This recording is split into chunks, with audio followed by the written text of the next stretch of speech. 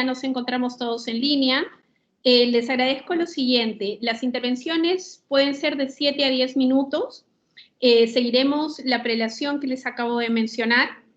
Al término de la intervención de los señores ombudsman, lo que vamos a hacer es abrir una rueda de coloquio. Intentaremos recoger las preguntas y comentarios que seguramente vengan del público. Sin perjuicio de ello, podrá extenderse un poco más. La idea es que empecemos en los próximos minutos y concluyamos en aproximadamente 1:15, no más allá de ello. Les agradezco y estaré al pendiente de que me permitan dar inicio a la reunión. Debo anticipar a todos los presentes que esta sesión está siendo grabada para efectos de difusión de orden académico. Entonces, una vez me confirmen que ya nos encontramos en línea, yo doy inicio a la sesión sin mayor dilación.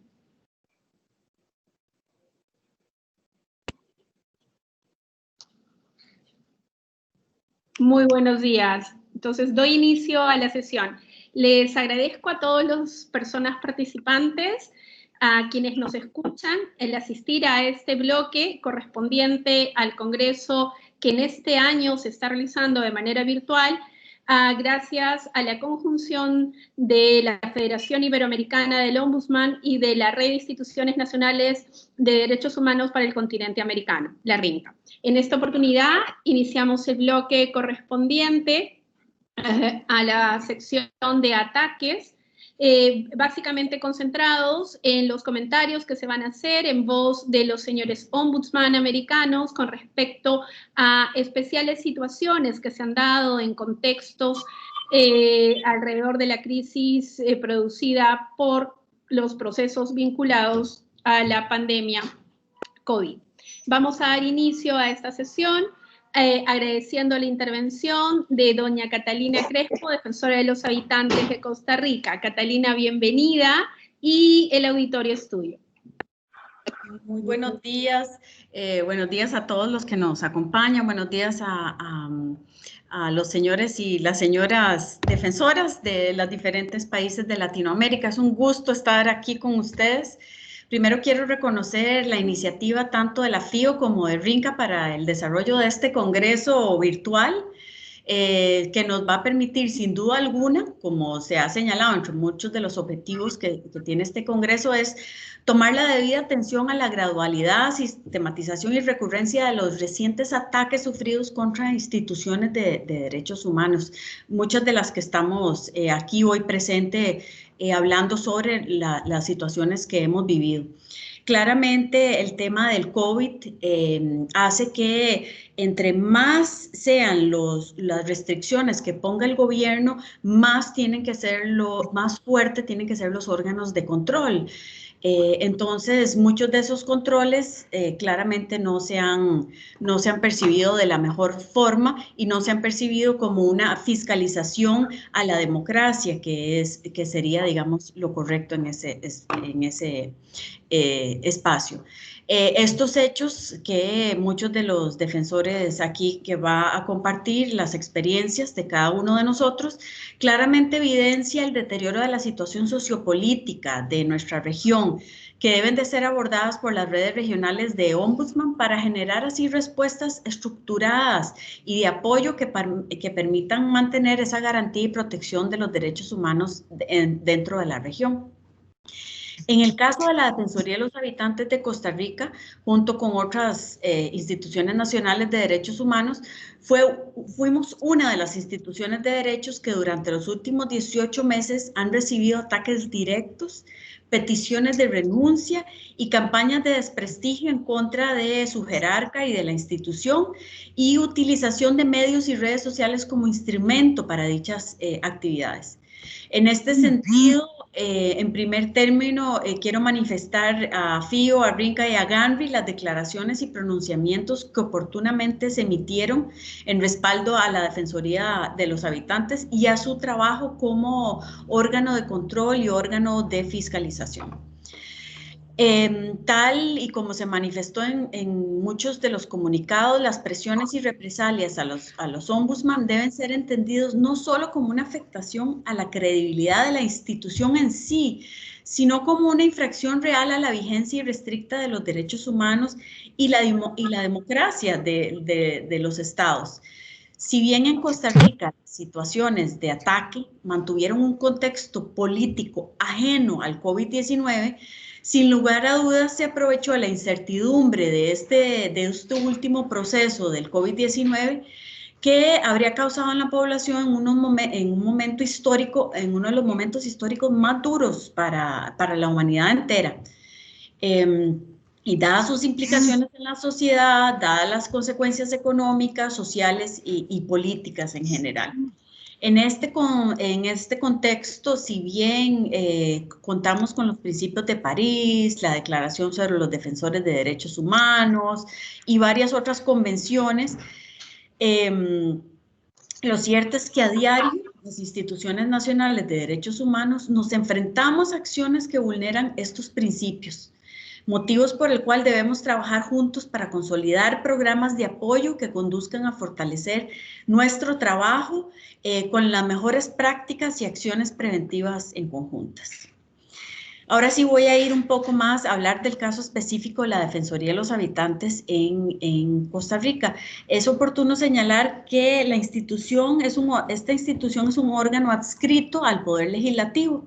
Esta vinculación al primer poder de la República no es aleatoria, ya que refleja la importancia que exista una relación estrecha entre el órgano del Estado encargado de la emisión y reforma del ordenamiento jurídico con la institución encargada de la defensa y promoción de los derechos e intereses de la población. De ahí lo importante de la labor de esta institución de derechos humanos, que sea cumplir un rol fundamental dentro del Estado democrático de derecho, en el tanto el fin de la defensoría descansa precisamente en constituirse en fuente confiable de intervención, consulta, cooperación y cuando así corresponda de apoyo para ejercer acciones orientadas a mantener vigentes los derechos e intereses de los habitantes. Esto en fiel cumplimiento de las obligaciones nacionales e internacionales adoptadas por el mismo Estado. La Defensoría tiene 27 años de vida institucional, le corresponde fiscalizar, liderar procesos, externar posiciones frente a aquellas acciones o omisiones o actuaciones del Estado, y siendo en ocasiones objeto de embestidas por parte de algunos sectores políticos que se sienten aludidos y expuestos por la intervención dada en asuntos específicos. En este momento que hemos generado o instrumentalizado procesos de diálogo social, emitido recomendaciones y nos hemos manifestado ante diferentes medios de comunicación colectiva y redes sociales, así como efectuado gestiones específicas de defensa que han generado un impacto técnico, responsable y objetivo, donde está acorde con nuestra razón institucional y nuestra razón de ente fiscalizador y de control.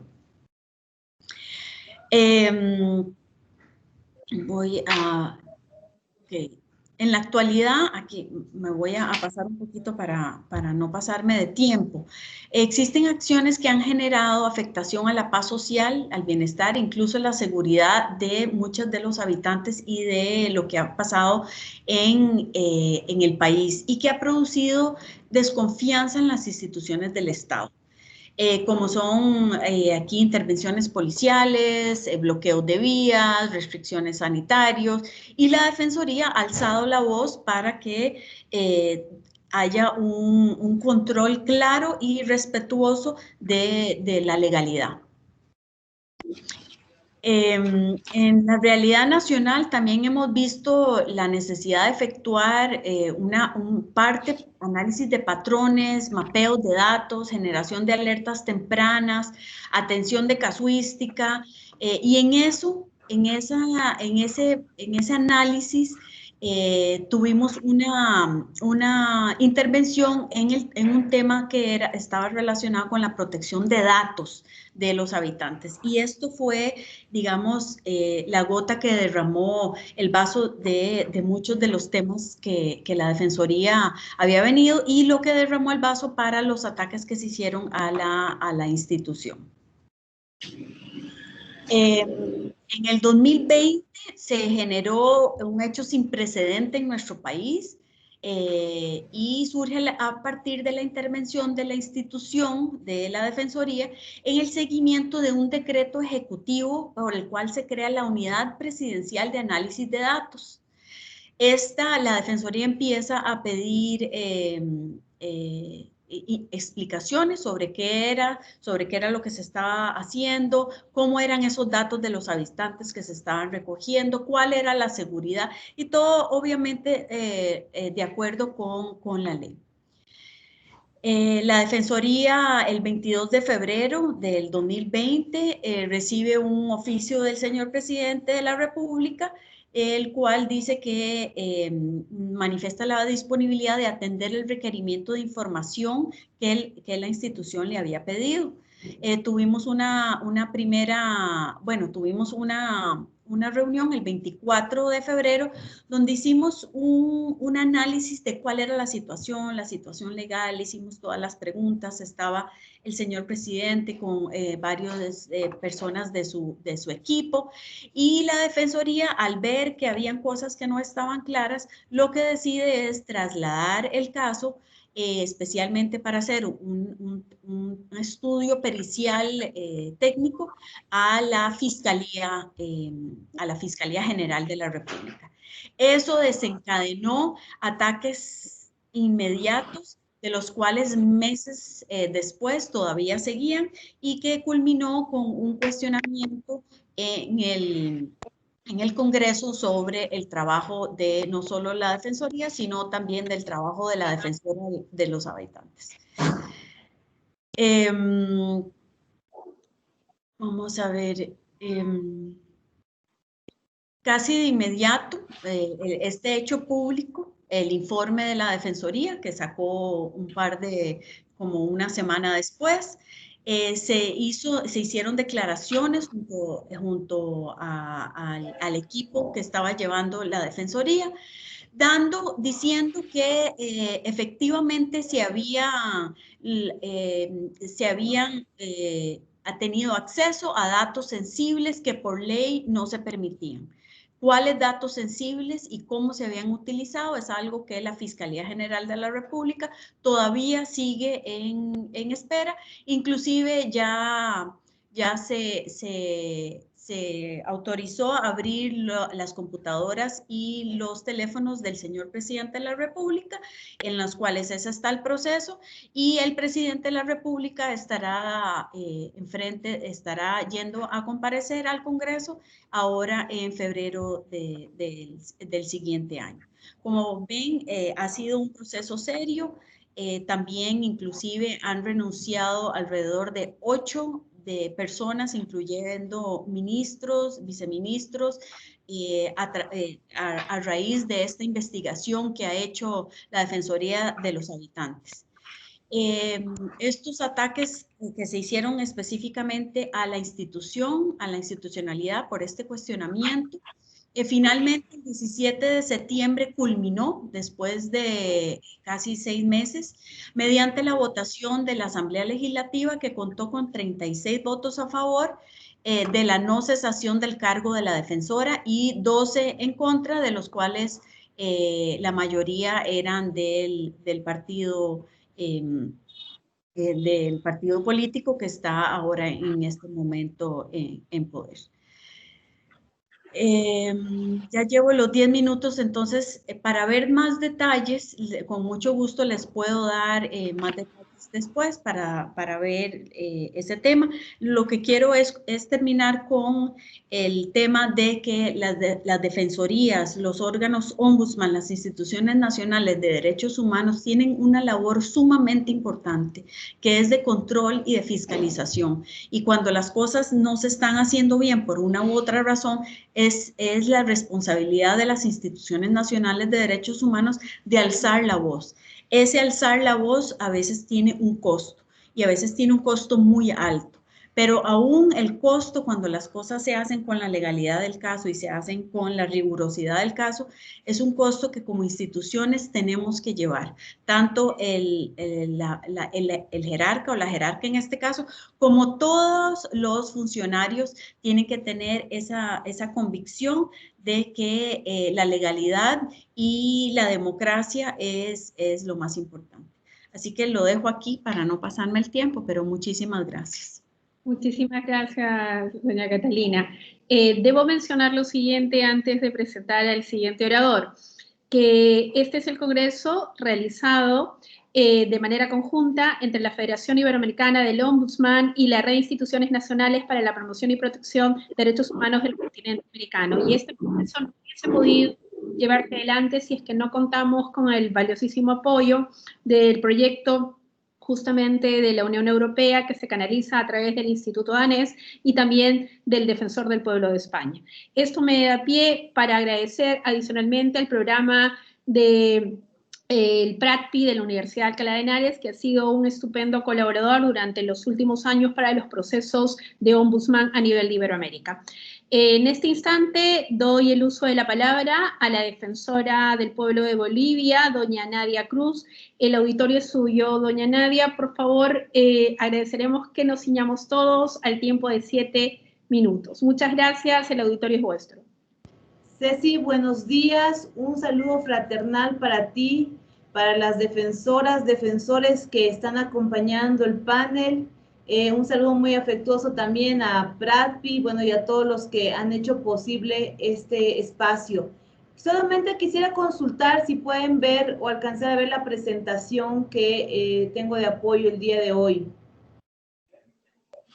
Por el momento todavía no, defensora.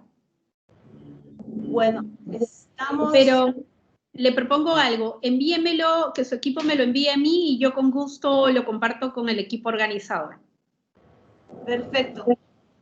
Bueno, la Defensoría del Pueblo es la institución nacional de derechos humanos boliviana que tiene un mandato constitucional de velar por la vigencia, promoción, difusión y cumplimiento de los derechos humanos individuales y colectivos previstos en nuestra Constitución, pero también en las normas nacionales y en los instrumentos internacionales en el marco constitucional dentro del bloque de constitucionalidad.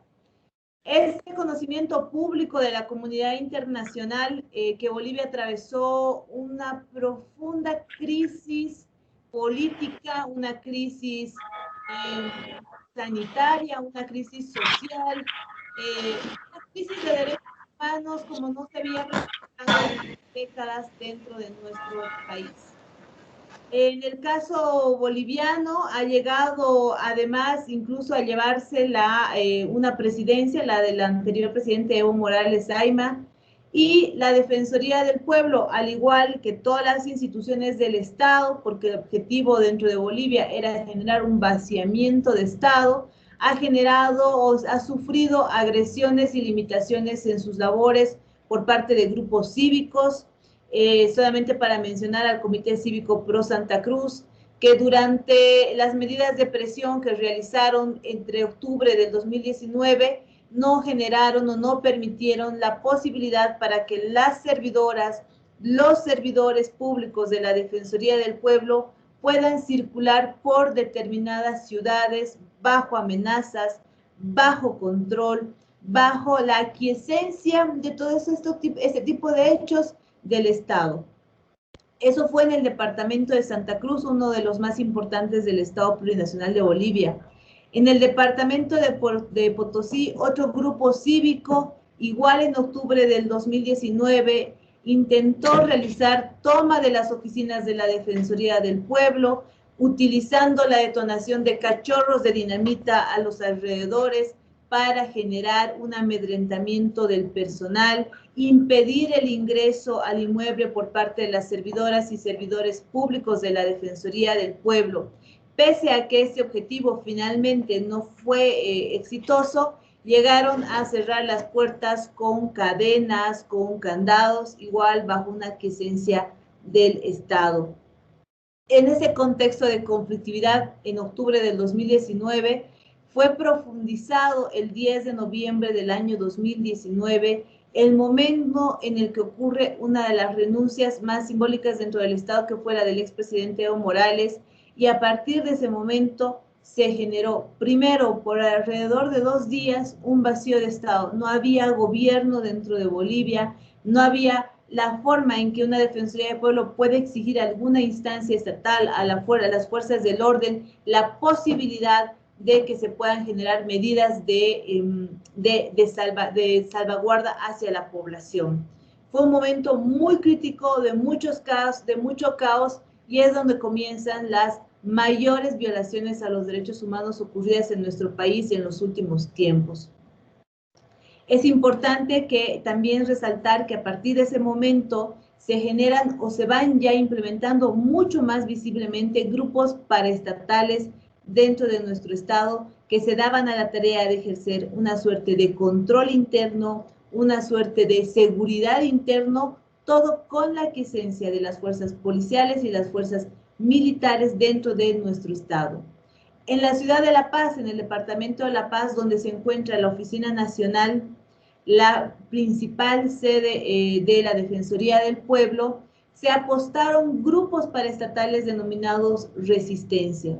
Lo que generaron fue, primero, no permitir el ingreso del personal de la Defensoría del Pueblo, no permitían el ingreso de la población que venía a denunciar violaciones a los derechos humanos contra el gobierno, en ese momento a la Defensoría del Pueblo, no generaron desde o con el apoyo de esposas de policías, con los policías abiertamente, una suerte de cerco hacia la institución y de impedir o de estorbar el funcionamiento de nuestra institución. En el caso del departamento de Cochabamba, por su lado, otro grupo paraestatal que había generado mucha violencia y que generó a lo largo del mandato del gobierno transitorio violencia en nuestro país, llegó a apostarse dentro de las o alrededor de las oficinas de la Defensoría del Pueblo, llegaron a hacer cercos e instalar una suerte de vigilias que no permitían el ingreso de las y los servidores de la Defensoría del Pueblo, menos aún permitían el ingreso de la población que acudía a denunciarles o a denunciar al gobierno de ese momento hacia la Defensoría del Pueblo. No contentos con ello, en el momento que sin el apoyo de la policía, sin el apoyo del gobierno, logramos retomar nuestras oficinas, nos cercaron, nos impidieron el paso, nos cortaron el tránsito de alimentos, inclusive nos impidieron salir, o si podíamos salir estábamos bajo amenazas. Quiero resaltar que todos estos cercos institucionales que se generaron estuvieron acompañados de amenazas directas contra la integridad física, contra la vida de las y los defensores que nos encontramos en el Estado Plurinacional de Bolivia, que pertenecemos evidentemente a la Defensoría del Pueblo. Llegaron a hacer seguimientos.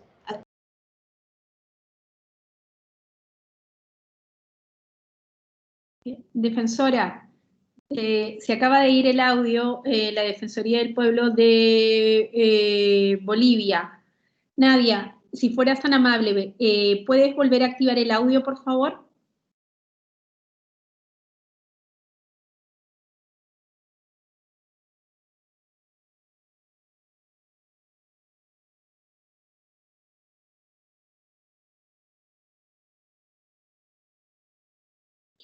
A los colegas del equipo de organización técnica, si fueran tan amables en asistirnos con el audio de la defensora de Bolivia, por favor.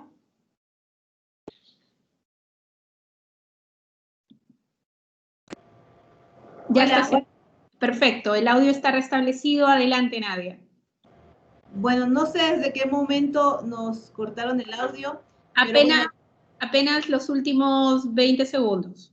Perfecto. Yo les decía que todo este cerco institucional, con el apoyo de grupos paraestatales, de las fuerzas policiales y militares, con la quiesencia y participación directamente de ellos, no fue suficiente hacia las instituciones o las dependencias de la institución defensorial, sino que llegaron hacia los domicilios particulares en horas de la madrugada, llegaron a generar una suerte de amedrentamiento a las familias, no solamente de la defensora o de los defensores regionales, sino de las y los servidores públicos que podíamos ser visibles en ese momento, generando así una suerte de amedrentamiento no solamente personal, sino hacia toda la familia de la familia defensorial en el caso de la Defensoría del Pueblo. Asimismo, ante toda la crisis que sufrió nuestro país, nosotros realizamos un monitoreo de derechos humanos muy particular, muy de cerca de la población, y eso generó bastante molestia, bastante represalia por parte de las instituciones policiales principalmente, que se dieron a la tarea de, primero, filtrar información, y la información filtrada hacia la población en un momento de zozobra nacional era distorsionada, y el fin era generar ataques o la justificación de ataques hacia la Defensoría del Pueblo y hacia las y los que integramos esta institución. Todo este ataque ha sido ahondado con los asesinatos que ordenó el anterior gobierno, el gobierno transitorio, donde se intervinieron operaciones conjuntas de policías y militares. En estas intervenciones de operaciones conjuntas, la Defensoría del Pueblo prácticamente acompañó a las víctimas casi desde el momento de recoger los cuerpos que estaban tendidos en las calles de nuestro país. Esto generó que la mirada vigilante de la Defensoría del Pueblo sea la causa para que desde el gobierno se genere, además de un amedrentamiento ya físico, institucional hacia las familias, una desacreditación o una suerte de utilizar medios masivos de comunicación formales y no formales para desvirtuar todas las denuncias de violaciones a los derechos humanos que nosotros realizábamos como Defensoría del Pueblo.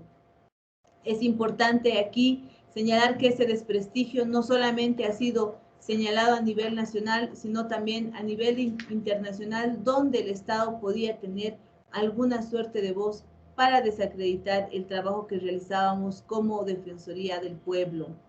Uno de los objetivos principales que tuvo el gobierno fue impedir que la institución pueda generar documentación, pueda generar información, pueda generar informes de denuncia ante los sistemas interamericano y universal y ante las instituciones internacionales o que están en el ámbito internacional de derechos humanos sobre lo que sucedía dentro de nuestro país.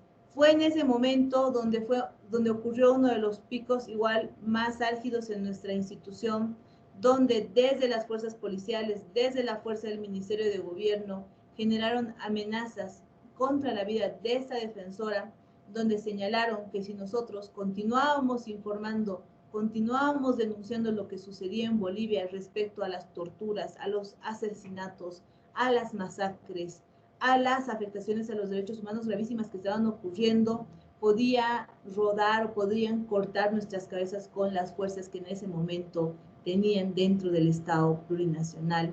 Toda esta situación tan grave que ha ocurrido en nuestro país ha sido considerada por la Comisión Interamericana de Derechos Humanos, y es por esa causa y en conocimiento y por la visita que ellos realizan a nuestro país es que se emite la resolución que otorga medidas cautelares hacia la defensora y hacia uno de nuestros delegados defensoriales justamente en el departamento de Cochabamba, donde se señala que habían fuertes afectaciones o un peligro y una gravedad y urgencia, además de un daño irreparable ante la integridad, ante la vida de las personas que estábamos en la Defensoría del Pueblo, y en ese marco se nos otorgan estas medidas cautelares. Y yo quiero resaltar este punto. Es importante, ante este contexto regional para las defensoras y defensores de derechos humanos, que los mecanismos del sistema interamericano y del sistema universal tengan una reacción inmediata, tengan una reacción oportuna. Yo puedo decir que esta medida cautelar que sale el 25 de diciembre del año 2019 salvó la vida, generó una disminución en el ataque frontal que estábamos teniendo por parte del gobierno hacia la Defensoría del Pueblo. Yo quiero resaltar que en ese momento las condiciones eran tan crudas en nuestro país que estábamos a punto de cerrar 3 oficinas dentro del Estado Plurinacional de la Defensoría del Pueblo porque no existían las condiciones necesarias para poder continuar trabajando. Y ha sido esta otorgación de medidas cautelares que ha posibilitado que la INDH de Bolivia continúe de pie y continúe realizando su trabajo, pues ya estábamos y había una mirada oficial internacional que permitía generarnos una suerte de respiro. Evidentemente, la medida cautelar, así como las recomendaciones realizadas en un informe preliminar por la Comisión Interamericana del 10 de diciembre del 2019, tampoco fueron cumplidas por el anterior gobierno y todavía está pendiente de cumplimiento por el actual gobierno en el Estado Plurinacional de Bolivia. Yo solamente comentar que en el momento en que la Defensoría del Pueblo con la medida cautelar intentaba recurrir al Estado para poder llegar a un acuerdo en la forma en cómo el Estado boliviano iba a generar medidas de protección, la respuesta que tuvimos por parte del que entonces era Procurador General del Estado fue prácticamente sacarnos a golpes, casi a golpes de esa institución, porque ellos consideraban que no iban a cumplir la medida cautelar o que no era necesaria la medida cautelar. Y al igual que algunas voces de algunos personeros o simpatizantes de ese gobierno señalaban que no había necesidad, pese a todo lo que habíamos vivido, no había una necesidad en generar una cautelar o una medida de protección del Estado para salvaguardar la vida de las y los defensores del pueblo que en ese momento estábamos siendo perseguidos, acosados y amedrentados.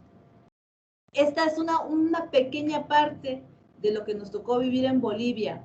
Todo esto fue agravado durante la pandemia por la COVID-19 o fue de una forma diferente en los ataques que se realizaron contra la Defensoría del Pueblo.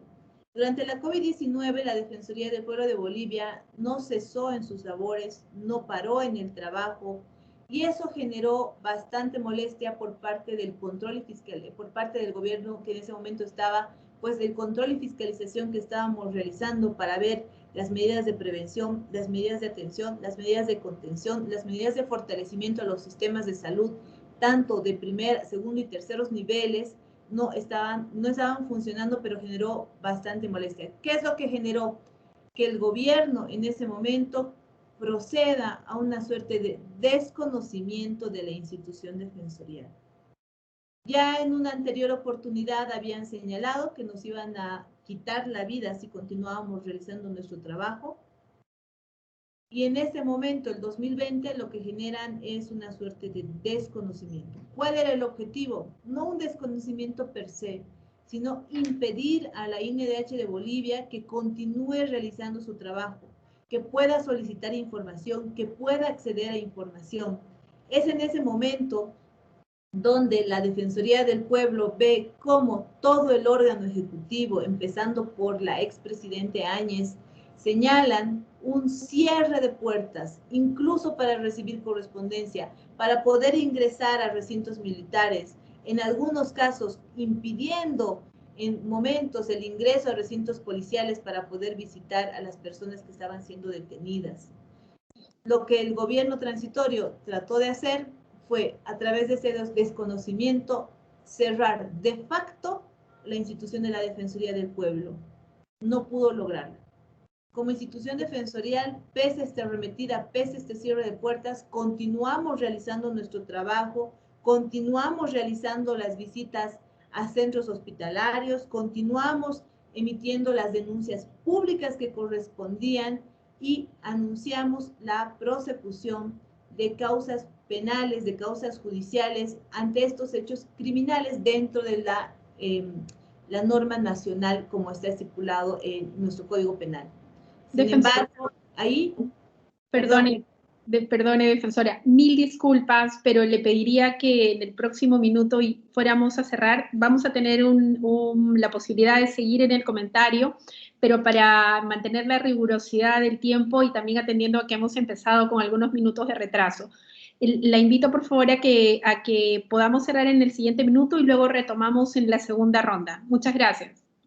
Gracias, Cecilia. Yo hacía una alusión a esta parte porque la Defensoría del Pueblo de Bolivia ha tenido que vivir no solamente ataques frontales, materiales, sino también el cierre de las puertas institucionales. Y esa definitivamente es una forma de atacar a la labor no solo de las defensoras y defensores, sino de la labor institucional. Y es la forma, cuando los gobiernos son autoritarios, cuando los gobiernos no son democráticos, impiden el trabajo de las instituciones nacionales de derechos humanos. Y aquí, a más de poder relatar todo lo que ha sufrido Bolivia, todo lo que hemos sufrido los defensores en la región, considero que es importante que se puedan coordinar mecanismos, no solamente a través de la FIO, de la RINCA, de la GANRI, sino también de los sistemas universales e interamericanos, para que podamos asumir medidas de protección oportunas en la región. Muchas gracias. Muchísimas gracias a todos los presentes. Debo de informarles de que la sesión está siendo grabada, como bien les indicamos, para luego la retransmisión en redes sociales. También estamos en un en vivo a través de las redes de la Federación Iberoamericana del Ombudsman y de la Red de Instituciones Nacionales de Derechos Humanos. En este instante tengo a bien presentar al doctor Walter Gutiérrez, él es defensor del pueblo de Perú. Adelante, doctor Gutiérrez, el auditorio es suyo. Buenos días con todas, con todos.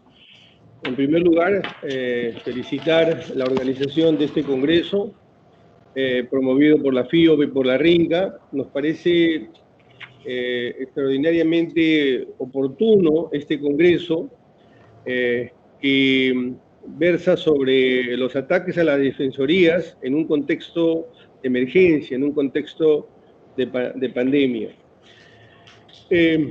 El rol de las defensorías del pueblo en contextos de emergencia sanitaria, en contextos de estados de excepción, es un rol particularmente importante.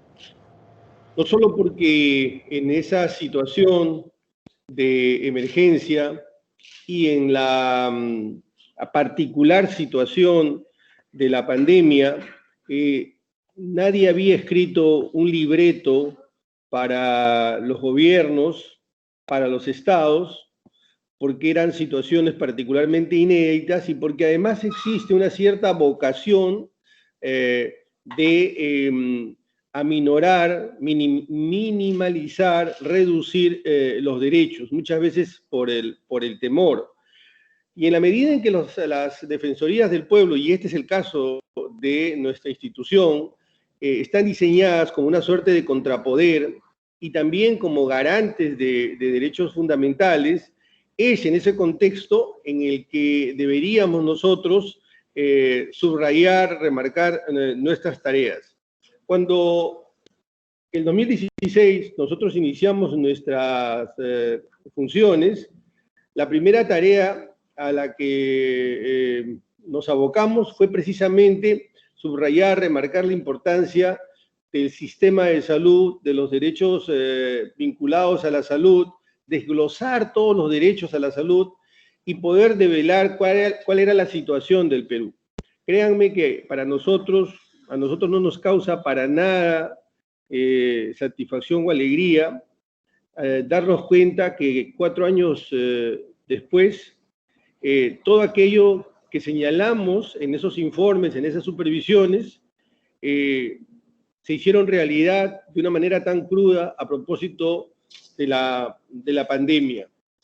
Y también en aquella oportunidad, cuando se inicia nuestra gestión, nosotros planteamos la urgente necesidad de tener un Estado que construya información, que articule información, para que a partir de esa construcción y articulación de información pueda tomar decisiones. en decisiones en planos, decisiones en derechos, en ámbitos tan importantes como el derecho a la salud.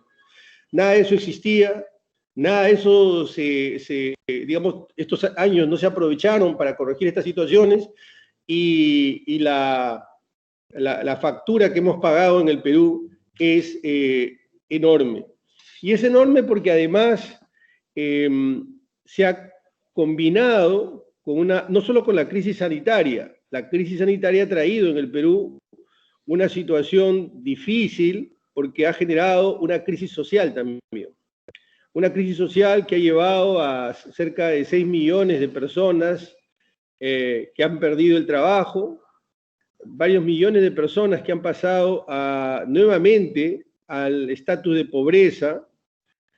Todo esto por la enorme crisis económica que hemos sufrido, y si esto no fuera suficiente, hemos también sufrido una crisis política. Solo en pandemia, solo en estos meses, el Perú ha tenido 3 presidentes, producto de un contencioso, producto de un enfrentamiento permanente entre el legislativo y el ejecutivo. En todos estos meses, la Defensoría no ha parado un solo instante.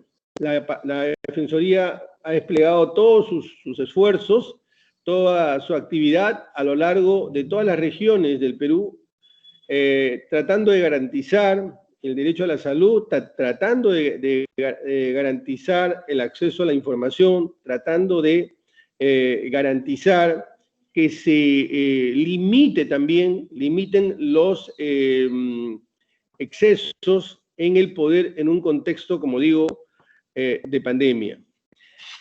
En las últimas semanas, particularmente en la primera quincena de noviembre, ya en la etapa final, digamos, de la última crisis que hemos tenido, hubieron movimientos importantes de protesta en el Perú.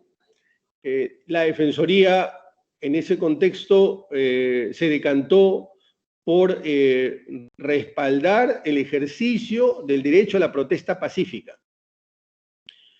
Porque desde el Ejecutivo habían voces que señalaban que en estado de emergencia no podía haber manifestaciones de esta naturaleza, precisamente porque venían de alguna manera a contravenir el distanciamiento social y ponían en peligro la salud pública.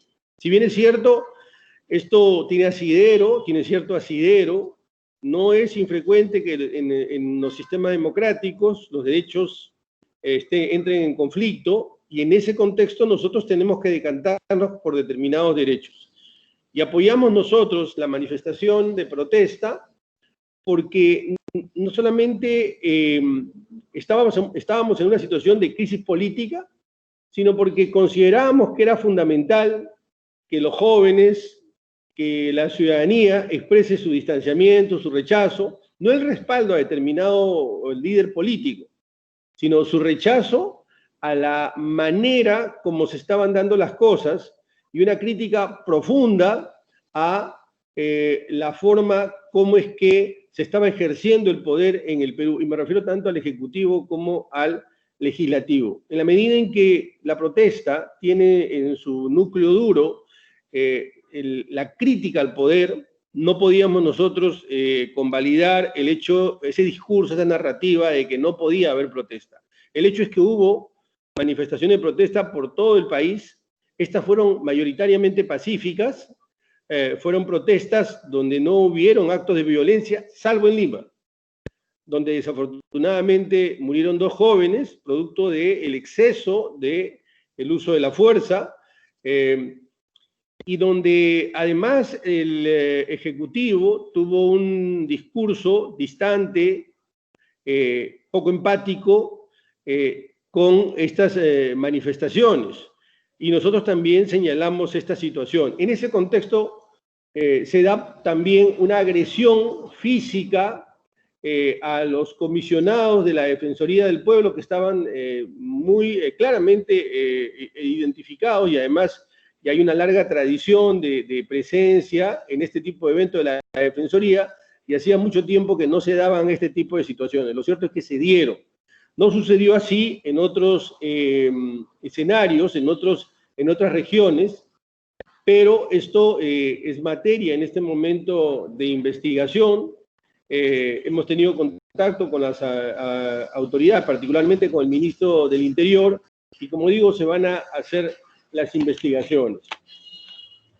Pero yo quisiera compartir con ustedes, digamos, no solamente un recuento, que desde luego es importante, de las agresiones que podríamos decir inmediatas, contextuales, sino tener una mirada también un tanto más estructurada en lo que atañe a nuestra institución. Los ataques a instituciones como las Defensorías del Pueblo tienen desde luego que ver con agresiones, con intimidaciones, y esto hay que atajarlo, hay que detenerlo, pero hay otras maneras, otras formas de ataques que yo quisiera compartir con ustedes porque nos parece fundamental. En el caso del Perú, por ejemplo, estos ataques se expresan en el presupuesto.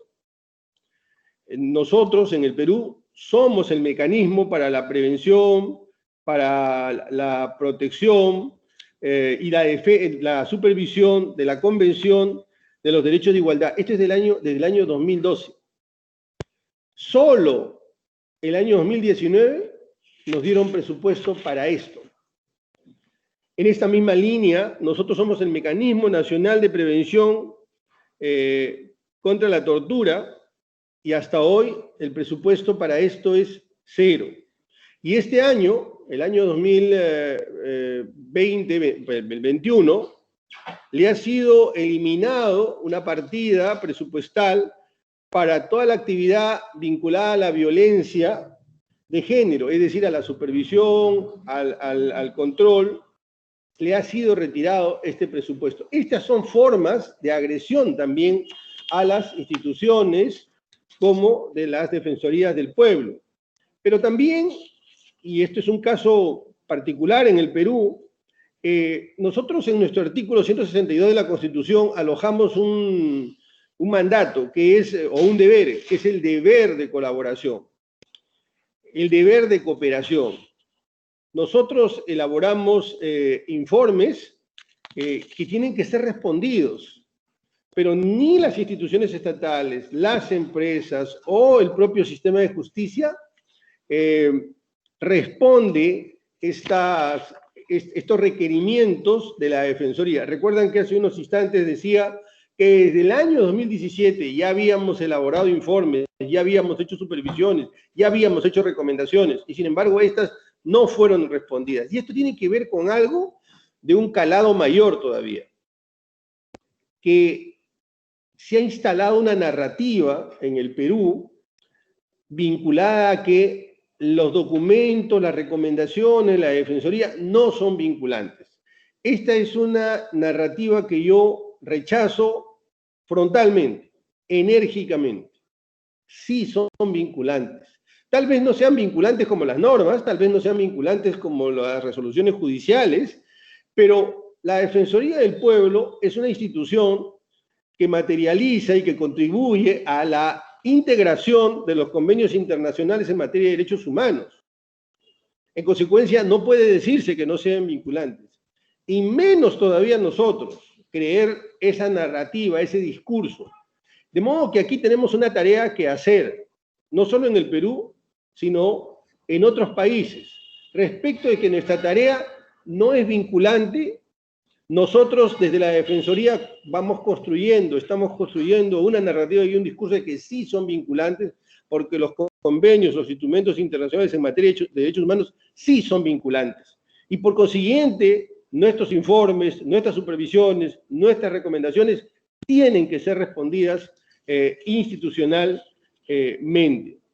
Esto nos parece a nosotros fundamental y tiene que ver, todo esto que vengo diciendo, y esto último, tiene que ver con lo que acaba de señalar la defensora de Bolivia. Es fundamental que vayamos construyendo mecanismos que permitan, que eviten que estas agresiones no solamente se den, sino que si se llegaran a dar, escalen, sean atajadas rápidamente, no solamente desde las instituciones del propio país, donde las defensorías van articulando, digamos, una serie de alianzas, sino también desde los organismos internacionales, y particularmente desde la Comisión Interamericana y la Corte Interamericana de Derechos Humanos. No quisiera excederme con el tiempo, hay algunas cosas que se me quedan en el tintero, pero supongo que habrá espacio en el momento de las preguntas para poder seguirla desarrollando. Gracias. Muy amable, doctor Gutiérrez, y muchísimas gracias. En este instante cedemos el uso de la palabra al siguiente orador, no sin antes mencionar a todos los oyentes que por favor los invitamos a que sigan en este mismo link justamente para el siguiente bloque en donde participará el presidente de la Comisión Interamericana de Derechos Humanos. Prosiguiendo con el tema de este bloque, le damos el uso de la palabra a Nacheli Ramírez, presidenta de la Comisión de Derechos Humanos de Ciudad de México. Nacheli, el auditorio es tuyo.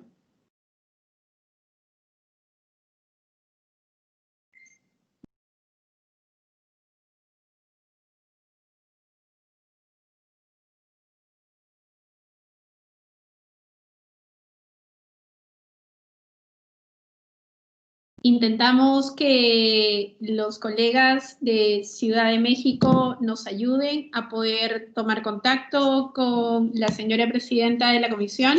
Aquí estoy, perdón.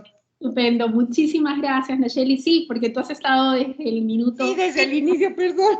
Exactamente, me levanté en un momento. Hola, saludo, muchísimas gracias.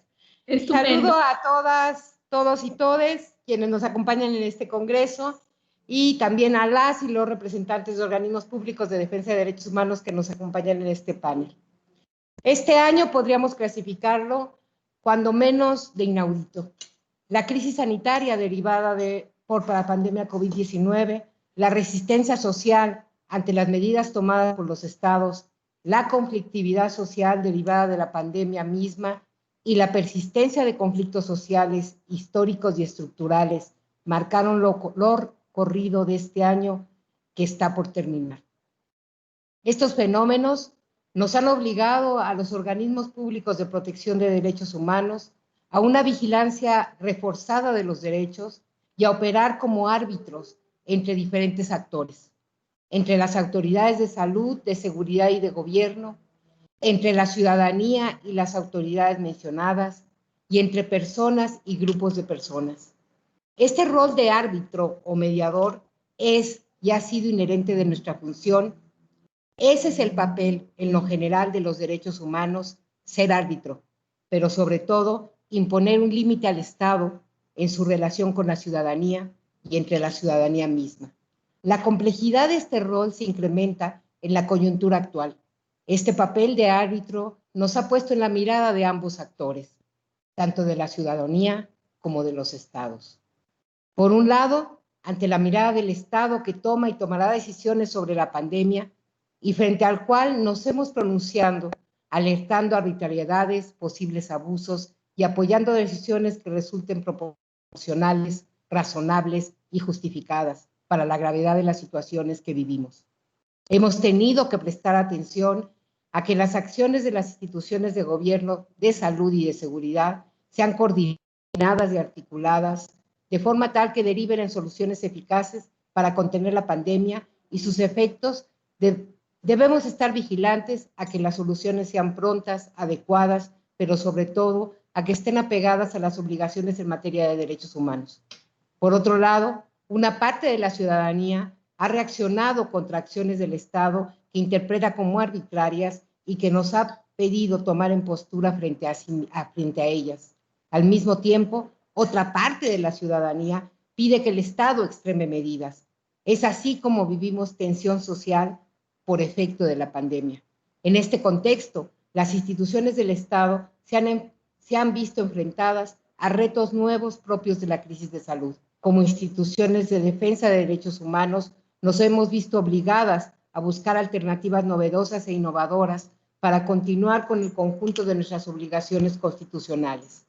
Quiero centrarme en esta intervención, en ese rol de árbitro en las situaciones mencionadas, porque de este análisis podemos esclarecer mucho lo que da lugar a los ataques a las instituciones de derechos humanos en contextos tan excepcionales. Con esto quiero que reflexionemos sobre los retos que vamos a enfrentar de aquí en adelante, sobre todo en el contexto de esta u otras pandemias u otras situaciones como esta. También para que podamos comprender a qué nos enfrentamos cuando cumplimos bien nuestra labor. Pretendo proponer una mirada comprensiva sobre el origen de dichos ataques para que podamos establecer una medida para contener su impacto y organizar mejor nuestra labor. La vigilancia sobre la actuación del Estado se hace más compleja y más necesaria, urgente e ineludible. Cuantas más medidas excepcionales dicte el Estado, más vigilado debe de estar, dado que las medidas excepcionales y las limitaciones de derechos pueden pervertirse en su aplicación y llevar al autoritarismo y a la arbitrariedad. Más atentas y más atentos debemos de estar. Tenemos la obligación legal y ética de entender cuáles son los límites que tiene el ejercicio de los derechos humanos en el contexto de una situación de emergencia sanitaria. Vivimos un fenómeno donde existe una tensión constante entre la necesidad de garantizar la salud pública y el ejercicio de los derechos individuales como libertad de expresión o movilidad, entre el derecho al trabajo y el derecho a la libertad de tránsito, entre el derecho a la salud y el derecho a la educación, por mencionar algunos. Es decir, nos enfrentamos a una tensión entre unos y otros derechos y a la necesidad de hacer ponderaciones para establecer cuáles son las medidas más razonables para proteger unos y otros derechos. Nuestra obligación es establecer mecanismos de alerta temprana sobre riesgos en este sentido, y al hacerlo provocamos este tipo de ataques, tal como nos compartió nuestra defensora de Costa Rica. Nuestras instituciones deben estar vigilantes y acompañar esta conflictividad social, tanto la derivada de la pandemia como aquella producida por los problemas estructurales. Y aquí ya también nos adelantaba y nos mostraba los ejemplos el compañero de Perú. Las movilizaciones sociales se están llevando a cabo en medio de la crisis sanitaria. Hemos acompañado procesos, buscado mantener un equilibrio entre la participación y las manifestaciones sociales y la salud pública. Estos acompañamientos debemos continuarlos, pues es función de nuestras instituciones velar por ambos problemas, los de coyuntura y los estructurales, que sean visibilizados y atendidos. Debemos buscar las alternativas para que la inconformidad social pueda tener un cauce de expresión. Y aquí en México es en este punto, en este papel de árbitro social, de árbitro ante esta conflictividad social que se incrementa y que se va a venir incrementando, ¿no? En donde hemos tenido los mayores problemas. Nosotros, con excepciones al inicio de la pandemia, hubo algunos elementos de limitación de derechos. Lo está viendo muy diferenciado, no a nivel nacional, sino a nivel de algunos estados, muy local, hasta de municipios. ¿No? Esto se ha ido diluyendo alrededor de estos tiempos, pero lo que está quedando y lo que se ha venido gestando es algo que además llegó para quedarse y que son los efectos de la pandemia en términos de conflictividad social. Y es aquí, por ejemplo, que ahorita estamos enfrentando el ataque a nuestro compañero de Quintana Roo, allá donde todos ustedes quienes nos escuchan y nos están viendo conocen que es donde está Cancún, ¿no? En donde exactamente por acompañar las protestas que además hoy definen a México como son las propuestas feministas, con este actuar de acción directa que también nos es complejo de entender, hacemos nuestro trabajo, protegemos la protesta social y con esa protección derivada en este contexto estamos siendo atacados y en este caso pues están pidiendo hasta destitución y juicio político para uno de nuestros compañeros. Y esta situación, este planteamiento y esta parte de conflictividad es parte también de lo que forma parte de estos ataques a los que hacemos referencia. En situaciones normales, si es que este término sirva para hacer referencia a los días previos a la pandemia, enfrentamos retos para la defensa de los derechos humanos. En esta coyuntura podemos esperar más dificultades. Seguimos luchando por el reconocimiento del derecho a defender derechos. Nuestra labor sigue siendo una labor incomprendida, rechazada y en algunos contextos estigmatizada. Es además una tarea de riesgo que ha cobrado vida de muchas personas. En situaciones excepcionales, el riesgo para quienes defienden derechos humanos se incrementa. Lo hemos visto en las agresiones vividas por varias instituciones nacionales, algunas de ellas las que nos compartieron el día de hoy, en los últimos 10 meses. Los obstáculos, problemas o situaciones que afectan o violan derechos humanos no se detienen. Lo hemos visto con el asesinato de defensoras, defensores, periodistas y activistas.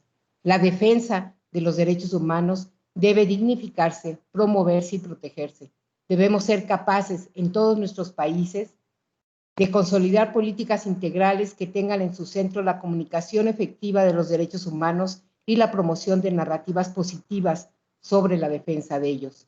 El primer paso lo debemos dar nosotros, las instituciones del sistema no jurisdiccional de protección a derechos humanos, a través del cumplimiento cabal de nuestras obligaciones, tal y como lo hemos venido haciendo en los últimos 10 meses, con todo y estos ataques a los que hacemos referencia. La defensa, promoción y protección de los derechos humanos siempre ha sido interpretada como una lucha contra el Estado y los poderes fácticos. Hemos tenido que hacer grandes esfuerzos para que social y políticamente la defensa de los derechos humanos se entienda como la defensa a las libertades, la igualdad, la integridad, la vida y la dignidad humana, para que sea entendida y acepte como un acuerdo social que busque erradicar los abusos de poder y de autoridad. En estos meses que tenemos por delante, es posible que venga, pues ya no sabemos si la segunda o la tercera ola del virus, que los encuentros en la época navideña incrementen el número de casos en nuestros países y que los retrasos que puedan tener en una cobertura universal de vacuna extiendan la contingencia sanitaria y el confinamiento. Por ello, debemos ser capaces de generar las ideas más innovadoras posibles, las acciones colectivas e individuales más solidarias y responsables, para que las viejas formas de control del Estado, como los estados de excepción, sean de última instancia, para que no tengamos que acudir a ellas. Debemos ser capaces de entender a cabalidad que pasa y pasará con el virus, con el objeto de contar con la información derivada de los más altos estándares científicos para tomar decisiones adecuadas, pertinentes y eficaces posibles. Nuestra responsabilidad como defensorías y comisiones es mayor entre más el contexto de distanciamiento y aislamiento social. Como señala Hannah Arendt, lo que prepara a los hombres para el dominio totalitario en el mundo no totalitario es el hecho de que la soledad, antaño una expresión liminal habitualmente sufrida en ciertas condiciones marginales, se ha convertido en una experiencia cotidiana. Como explica la autora, a través del uso del aislamiento y el terror, los regímenes totalitarios crearon las condiciones para la sociedad y luego apelaron con propaganda ideológica a la soledad de la gente. Y esto se debe que la soledad separa radicalmente a la gente de la conexión humana. Nuestra responsabilidad como guardianes de los derechos y de la democracia nunca antes fue tan puesta a prueba como ahora. Estoy segura que seremos como red en cada uno de nuestros países y ámbito territorial, podremos asumir este reto. Muchísimas gracias.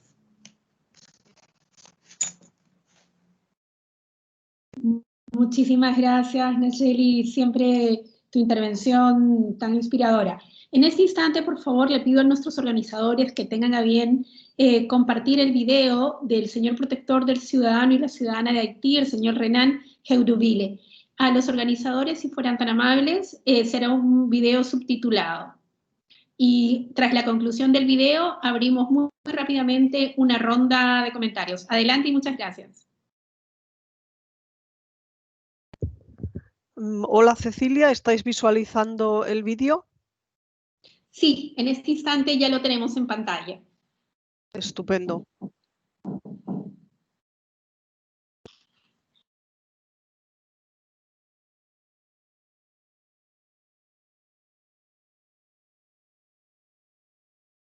Perdón, no se escucha.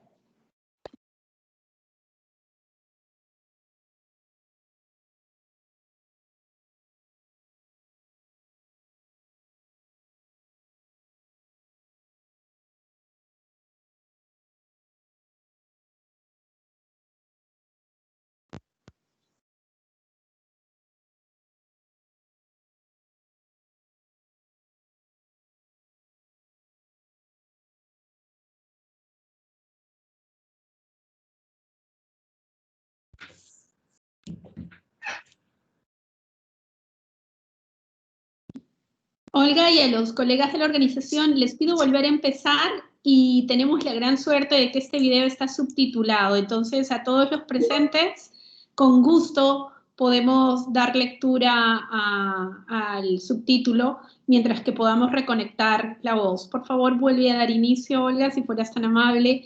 Es muy importante el mensaje del señor Procurador y Protector de los Derechos del Ciudadano de Haití. Desde el principio, por favor.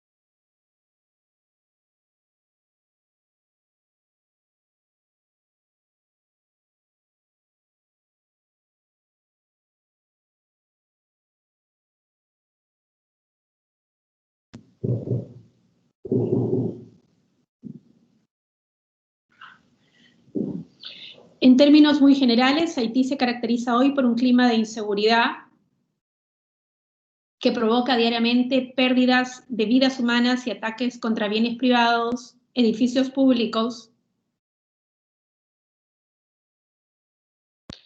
Esta situación se debe al uso de armas ilegales por grupos que operan en el país.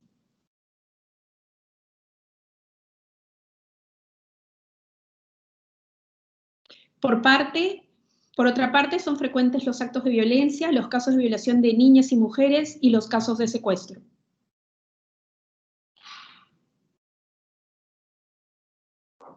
Además, esos actos han quedado impunes debido al fenómeno de la impunidad, un fenómeno vinculado a la corrupción y a la debilidad del sistema judicial haitiano.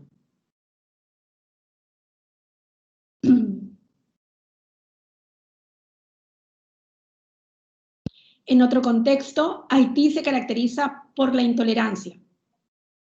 Se niega a admitir las ideas contrarias, se niega a aceptar la diversidad, se tiene miedo de la verdad y se tiene miedo de la denuncia. Y esta situación no deja de tener consecuencias sobre el trabajo de la OPC como Institución Nacional de Derechos Humanos y sobre los defensores de los derechos humanos en general. A título de ejemplo, en julio de 2020, el director departamental de la Grand Assens de la Oficina del Procurador del Ciudadano, el señor Arnold, fue objeto de amenazas de muerte por haber denunciado una parodia de justicia que había puesto en libertad a un pastor implicado en un caso de violación de una niña de 13 años que estaba a su cargo.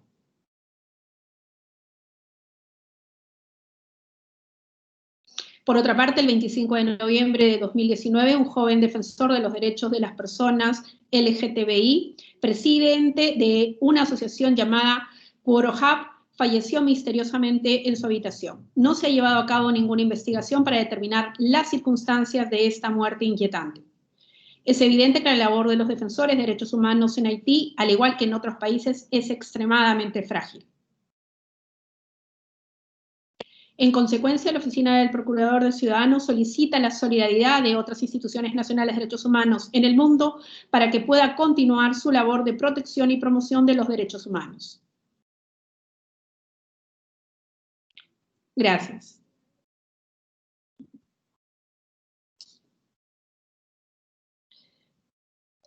Estos son tiempos de creatividad y de podernos adaptar a los retos que se presentan segundo a segundo. Debo de informar a todos los participantes que ha concluido la intervención de todos los defensores y abriremos una muy rápida sesión de comentarios. Tenemos poco más de 15 minutos según lo que está programado y planificado, así que les agradeceré a todos los presentes que tengan una intervención de no más allá de 2 minutos. Debo también dar la bienvenida al señor presidente de la Federación Iberoamericana del Ombudsman y Procurador para la Defensa de los Derechos Humanos de Guatemala, don Jordán Rodas, que ya se encuentra en línea también acompañándonos en esta sesión. Lo vemos, señor presidente. Gracias. Prosiguiendo. No sirve mi pantalla, pero aquí estoy. Saludos cordiales. Gracias. Le agradezco. Gracias. Qué bueno verles. Sí, lo vemos muy bien, sin ningún inconveniente. Perfecto, gracias. Lo vemos muy bien. Muchísimas gracias. Entonces, procederé a un brevísimo comentario, por favor, de no más allá de 2 minutos para poder seguir con el orden prelatorio.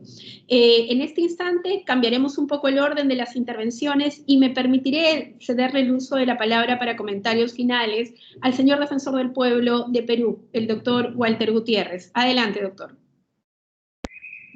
Muchas gracias. Bueno, de las exposiciones que se han desarrollado a lo largo de este evento, queda patentado, evidenciado, que instituciones como la Defensoría del Pueblo, las Defensorías del Pueblo, son instituciones por naturaleza, por definición, incómodas al poder.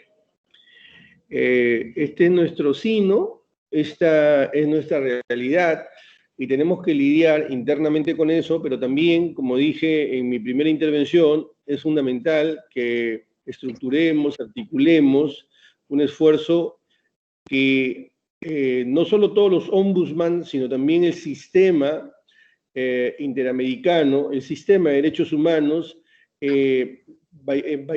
vaya y vayamos diseñando, desarrollando mecanismos que puedan evitar estas agresiones. Para mí es fundamental 3 o 4 líneas de trabajo. Es importante que desde el sistema hagamos un esfuerzo porque todas las instituciones de derechos humanos, todas las defensorías, tengan un presupuesto, porque lo que no está en el presupuesto no existe. Sin presupuesto es muy difícil, es muy complicado que se pueda cumplir con los mandatos constitucionales, con el compromiso de las defensorías del pueblo. De modo que este es un esfuerzo que creo que hay que hacer y podría ser una de las, si les parece, si tienen a bien, una de las conclusiones. El segundo es que todos los gobiernos, todos los ejecutivos y los propios congresos tienen el deber de colaborar con las defensorías del pueblo, esto al hilo de darle sentido y contenido a los instrumentos internacionales, porque muchos actores políticos en el Perú y en otras partes y en otros países también entienden o interpretan los instrumentos internacionales como una suerte de catálogo de buenas intenciones. Esa mirada compagina con esa narrativa de que la tarea de la Defensoría del Pueblo es una tarea voluntariosa, pero no es una tarea vinculante. Y eso hay que cambiar. Las recomendaciones, las supervisiones de las Defensorías del Pueblo, los informes, tienen, como dije en mi intervención anterior, una vinculatoriedad de otra estirpe, probablemente de otra naturaleza, distinta a la vinculatoriedad de una resolución judicial o de una norma, pero también son vinculantes. Entonces tenemos que construir el contenido de esa narrativa, de esa frase, porque las personas y las instituciones se conducen a partir de justamente los discursos, de las palabras. Las palabras anteceden las conductas de las instituciones. Entonces, si nos creemos nosotros, en los países, de que los informes de las defensorías no son vinculantes, entonces va a ser una tarea siempre de baja intensidad y no vamos a poder materializar nuestros derechos.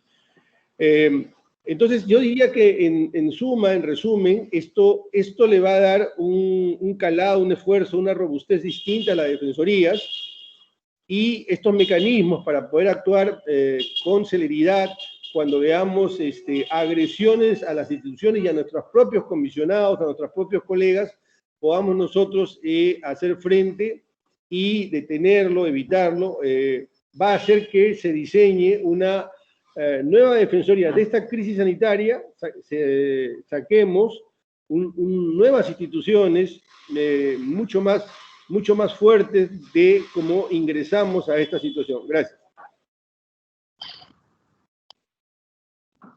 Muchísimas gracias, señor defensor. Y con la dispensa del resto de defensores y ombudsman presentes, le voy a ceder el uso de la palabra a don Roberto Herrera Cáceres, que es presidente de la Comisión Nacional de Derechos Humanos de Honduras. Don Roberto, el auditorio es suyo. Le pido, por favor, una intervención de no más allá de 2 minutos. Muchas gracias. Mis saludos a todos los colegas, hombres y mujeres presentes. Quisiera explicarles más o menos que nosotros hemos apreciado mucho las exposiciones que se han hecho este día y quisiéramos referirnos específicamente a comentar algo sobre los autores, sobre las causas, la trascendencia de las amenazas y la oportunidad que nos ofrece. Las experiencias propias que tenemos desde el 2015 y la observación que hemos hecho de lo que acontece en las otras instituciones nacionales de derechos humanos nos ha evidenciado que los actores son no solamente los poderes públicos, sino que también los poderes fácticos y grupos ideologizados. Las causas de esto son precisamente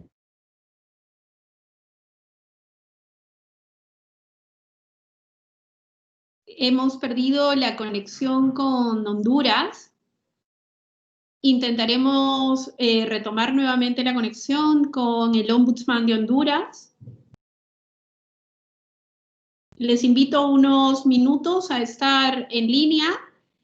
Don Roberto Herrera y al equipo de Honduras, le agradezco por favor que estén en línea y les concederemos el uso de la palabra para apenas podamos superar este proceso a nivel técnico. Sin perjuicio de ello, veo que también se encuentra en sala doña Nadia Cruz, defensora del pueblo de Bolivia. Defensora, por favor, le pido una intervención y comentarios finales, no más allá de 2 minutos. Adelante.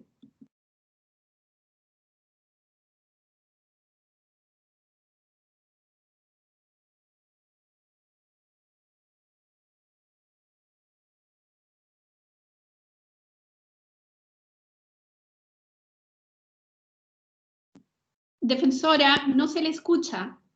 Por favor, le pido que active el audio.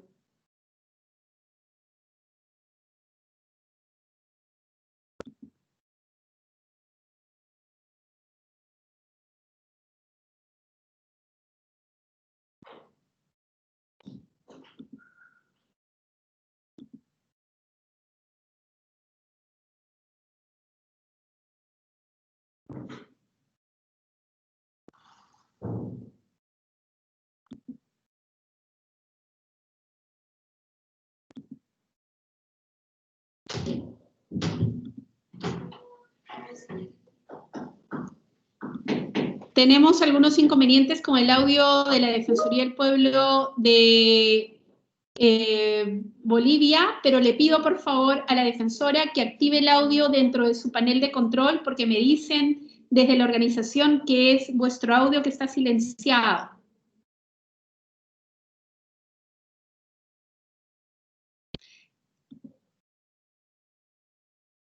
Perfecto, intentaremos sumarnos y poder superar esto. Le agradezco muchísimo. ¿Le parece bien entonces? Lamento y pido 1000 disculpas a la Defensora del Pueblo de Bolivia sobre este inconveniente, esperando que retome el contacto el señor Ombudsman de Honduras. ¿Les parece si es que les concedemos el uso de la palabra a la presidenta de la Comisión de Derechos Humanos de Ciudad de México, Nacheli, si se encuentra en línea? Y agradecemos magníficamente a quienes siguen estando presentes. Por favor, Nacheli, estamos atentos a escucharte.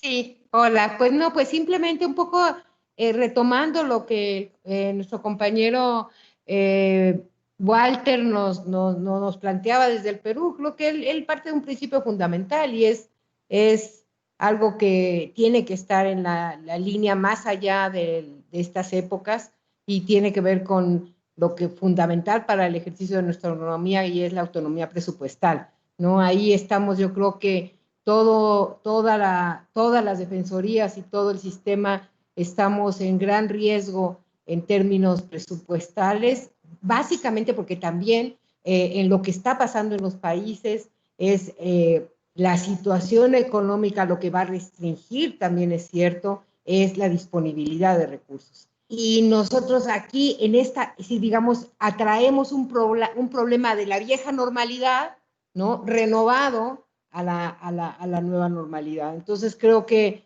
estoy de acuerdo mucho con él que es un punto fundamental que no debemos de quitar en la agenda y tenemos que ponerlo con un foco bastante rojo porque la situación de contexto en la región va a ponernos en problemas en términos presupuestales a la mayoría, o si no es por no decir a la totalidad de quienes conformamos el sistema no jurisdiccional de derechos humanos. La otra parte es, creo, y reiterar que todavía tenemos que tomar aire.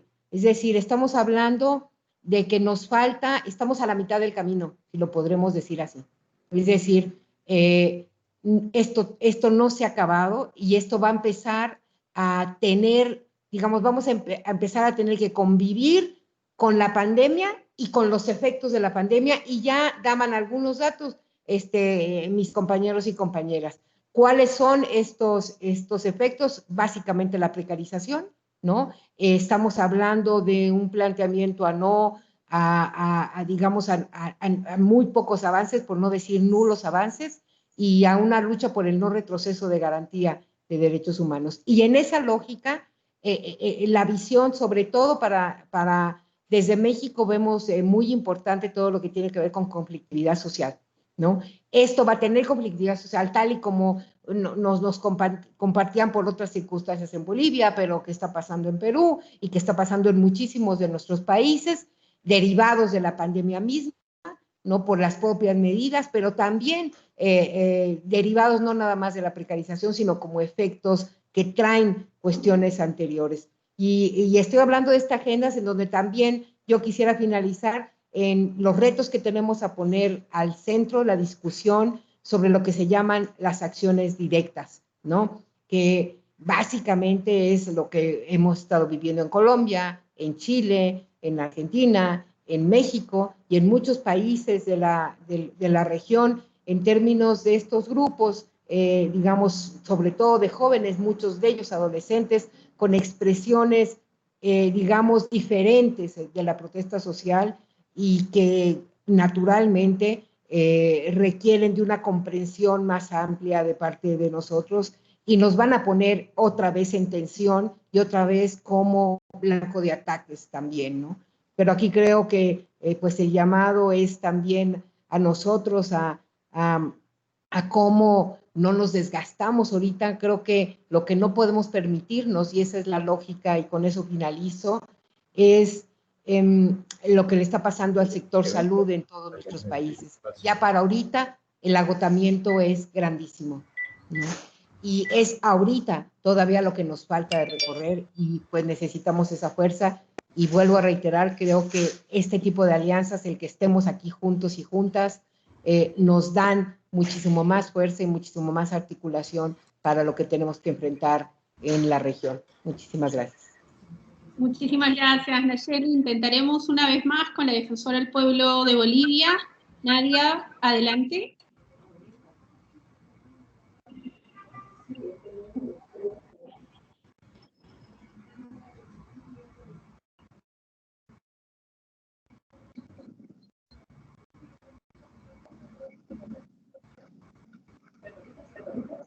Creo que la defensora del pueblo de Bolivia está al pendiente.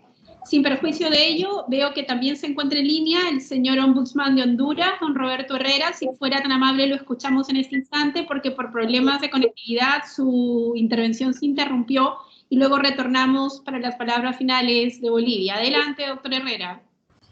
Muchas gracias. No sé en qué momento se interrumpió, pero estoy viendo que más que todo había querido resumir lo que nosotros habíamos percibido históricamente como ser los autores, las causas, la trascendencia del tratamiento de este tema.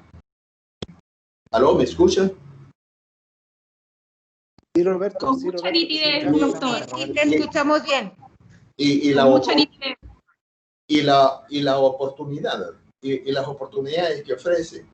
Y señalamos en ese sentido que los actores para nosotros eran tanto los poderes públicos como los poderes fácticos y grupos ideologizados, que las causas son las incompatibilidades que esos poderes y esos grupos ven entre sus intereses particulares y el interés general de la misión social que lleva a cabo la Institución Nacional de Derechos Humanos y sobre todo la supervisión del Estado para fortalecer el Estado democrático de derecho, que no ha sido tampoco real históricamente. En tercer lugar, la trascendencia. Estas no son, señalábamos, amenazas únicamente contra las instituciones nacionales de derechos humanos aisladamente consideradas, son amenazas contra el proceso de consecución del logro efectivo del goce de los derechos humanos. Es decir, esto es mantener la declaración formal únicamente de esos derechos y no propiciar que se termine con la injusticia social, que es la misión social nuestra.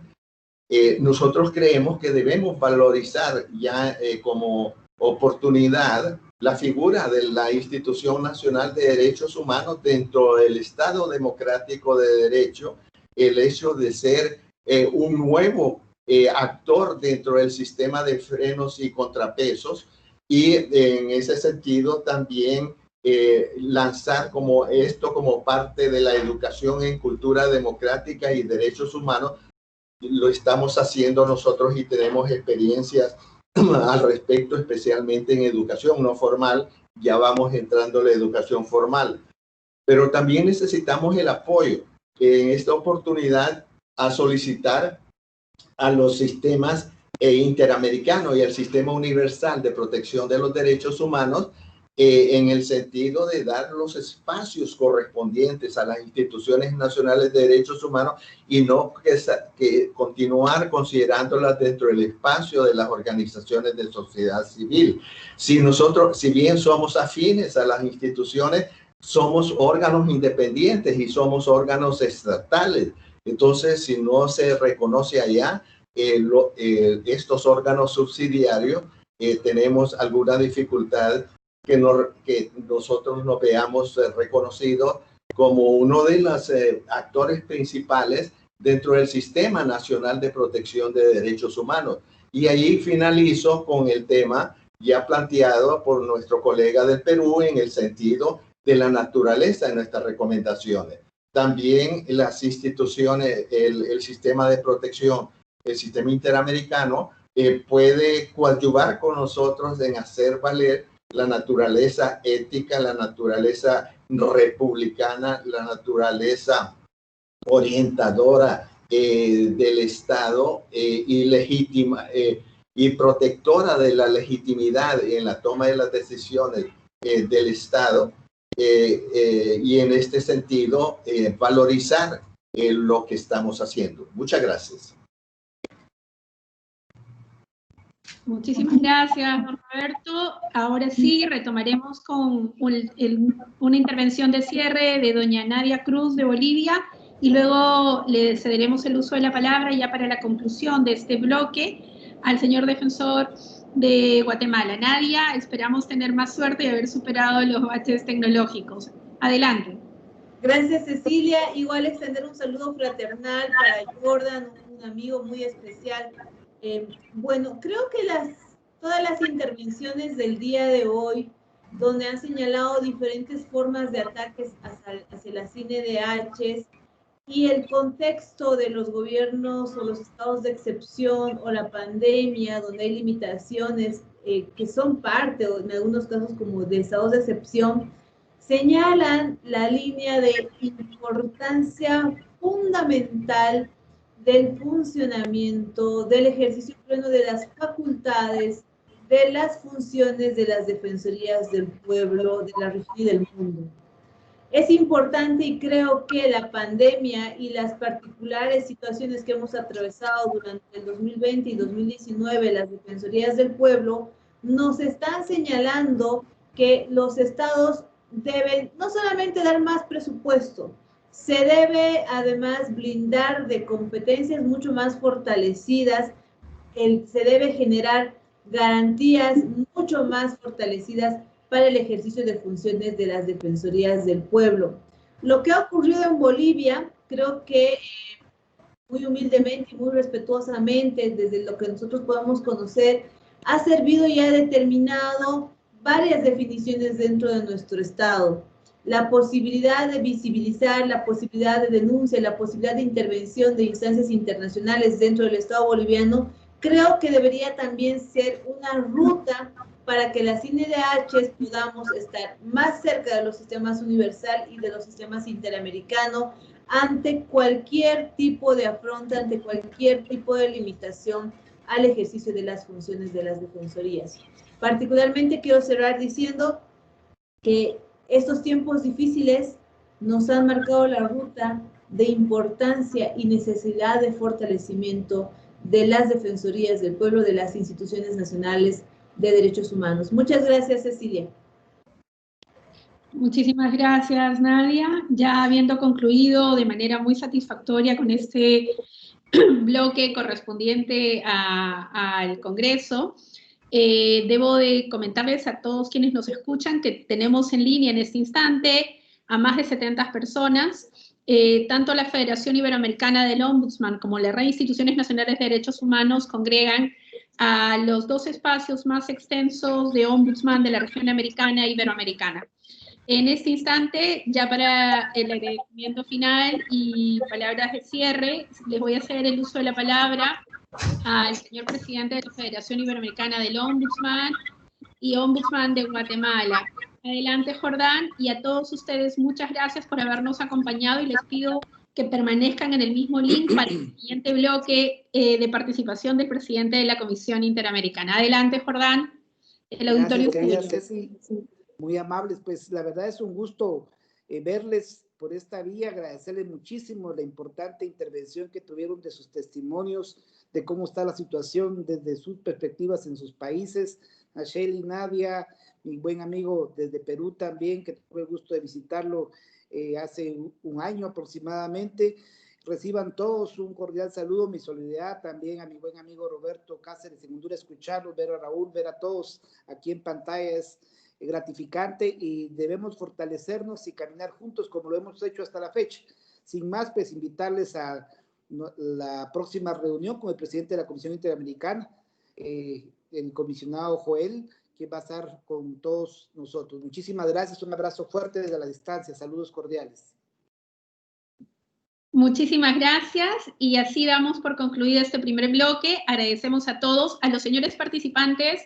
Les pedimos que no se desconecten, que permanezcan en el mismo link. En caso se tengan que desconectar, se lo van a conectar a partir del mismo link y los esperamos en la sesión que empieza en aproximadamente 15 minutos con el presidente de la Comisión Interamericana y con la intervención de la Defensoría del Pueblo de Argentina y con la moderación de la Secretaría Técnica de la FIO.